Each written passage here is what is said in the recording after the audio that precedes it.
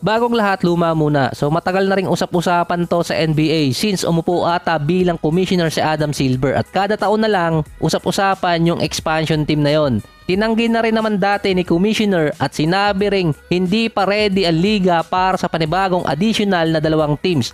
Mababawasan di umano ang mga star player ng kada team. Sinabi rin naman niya dati nasa direksyon na talaga na expansion pero hindi pa ngayon. So ito yan, magkakaroon na expansion draft. Ito yung mga players ay kukunin or idadrop galing sa recent 30 teams. Magkakaroon lamang yung kada teams ng protected 7 to 8 players. So hindi ko lang sigurado yun dahil iba na yung bilang ng lineup ngayon kumpara dati. Pwedeng 9 or 10 ang secure player ng kada teams.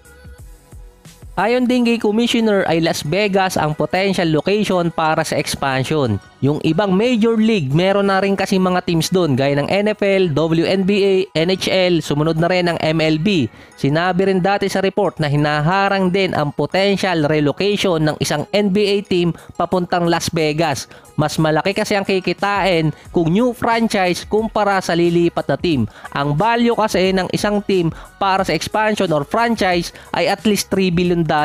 Pwede pang pataasin yun. So disclaimer, ito kasi base kay Brian Windhorst kung ano nga ba ang mangyayari kapag nagkaroon ng dalawang teams. Ayon sa kanya, kapag ang isang team nagbayad ng $2.5 billion para sa franchise, hahatiin yon sa 30 teams. Immediate silang magkakaroon ng $166 million. Kung dalawang teams yun, nasa $5 billion.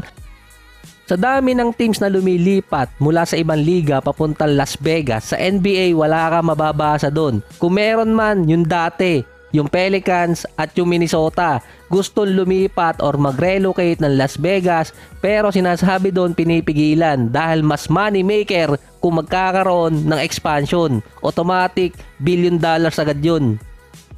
So may sense talaga yung sinabi ni Commissioner na hindi pa ready ngayon ng NBA para sa additional na dalawang team. Dahil nga one time big time makakakuha ng malaking pera ang kada team. Ang lower side nun, imbes na 30 teams sa maghahati sa kita ng NBA kada season, magiging 32 na yon. Liliit ang kita ng isang team na hahatiin pa yon base sa collective bargain agreement. Ito ay kung ibabase mo sa recent setup ng NBA sa kanilang mga network deals. Sa pagbubukas ng season, bumalik ulit ang usapan na mag-a-add ng dalawang teams at ang tinitingnang reason doon kung bakit hindi pa rin talaga matuloy, uunahin muna yung network deals. Matatapos na kasi yun sa 2025. Malaking pera ang nakaabang doon. Bago mag-start din ang NBA season, mayroon discussion ng Amazon at NBA regarding sa 50 billion deal kasama doon ng NFL.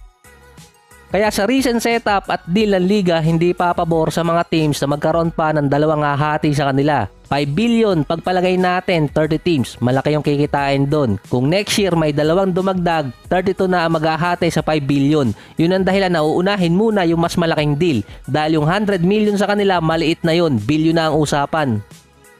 So dati pa kasi itong sinasabi talaga ng mga executive kaya nadagdag yung play-in tournament. Dati experimental pa lang yon, ginawang permanent ang liga. At sa pagpasok naman ng in-season tournament or NBA Cup, yung mga executive lalong naniniwalang ito talaga ang rason kaya nilagay yun sa NBA ngayon.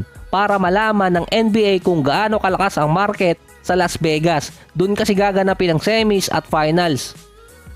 So pasimpleng dry run yun sa NBA para makita nila yung market ngayon pa lang. Ang pinakamaagang taon na pwedeng malaman di umano kung magkakaroon ng expansion team 2025 after ng TV network deal. Yun din ang time na retire na si LeBron at pwede na maging team owner na yun naman talaga nababalita pa dati. Meron kang biggest icon pa rin sa NBA at bagong team. Yung Seattle, laging sinasama yon sa expansion team or binabanggit. Nagkaroon na ng game ng ilang beses doon. Ang kailangan lang doon, isang financer na billionaire. 2.5 billion ng 2021 ang estimated value para sa isang franchise. Kapag na-secure ng NBA yung panibagong deal, pwedeng umabot kasi yun ng 4 to 5 billion dollars na ang hahabulin ng ibang business owner yung Las Vegas kumpara sa Seattle.